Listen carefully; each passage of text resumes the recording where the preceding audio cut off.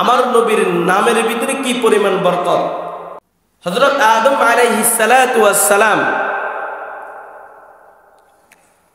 জান্নাতের ভিতরে যখন নিষিদ্ধ ফল গাছের ফল খেয়েছিলেন, আল্লাহ রাব্বুল আলামিন তিনাদেরকে আদম আলাইহিস সালাতু ওয়াস সালাম আর হযরত মা হাওয়া আলাইহিস সালাতু ওয়াস সালামকে জান্নাত থেকে কি করে দিয়েছেন?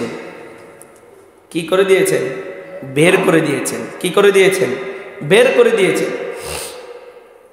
বের করে দেওয়ার পরে অনেক বছর চলে যাওয়ার পরে আদম এক কর্নারে, হাওয়া আলাইহিস সালাতু ওয়াস সালাম আরেক কর্নারে, অনেক বছর যাওয়ার পরে এই দুইজন ব্যক্তির সাথে মোলাকাত মুআশারাত নাই, সম্পর্ক নাই। আল্লাহু আকবার। হযরত আদম আলাইহিস সালাতু ওয়াস সালাম আল্লাহর কাছে বারবার দোয়া করতেছেন, বারবার তওবা করতেছেন, ক্ষমা চাইতেছেন, কিন্তু মালিক তিনার দোয়া এত সহজে কবুল করবেন না। একটা ছোট্ট একটা পয়েন্ট রেখে দিয়েছেন। আল্লাহু আকবার।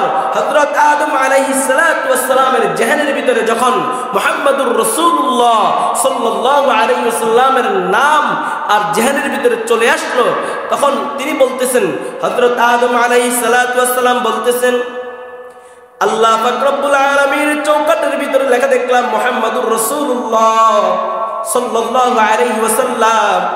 এই নাম নিয়ে যখন আমি দোয়া করব, দেখি আল্লাহ রাব্বুল আলামিন এই দোয়ার বরকতে আমার দোয়াকে কবুল করে নেন কিনা।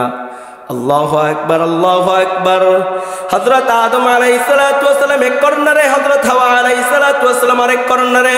হযরত আদম আলাইহিস সালাতু ওয়াস সালাম যখন আরশ আযমের চৌকাটের ভিতরে নাম নিয়ে যখন আল্লাহ পাক রব্বুল আলামিনের দরবারে দোয়া শুরু করলেন, আল্লাহু আকবার। দোয়া করা দেরি, হযরত আদম আর হযরত হাওয়া আলাইহিস সালাতু ওয়াস সালামকে আরাফার ময়দানে একসাথে করতে দেরি হন নাই। সুবহানাল্লাহ। বলুন তো মুহাম্মাদের নামের বরকত আছে নি? কেমন বরকত?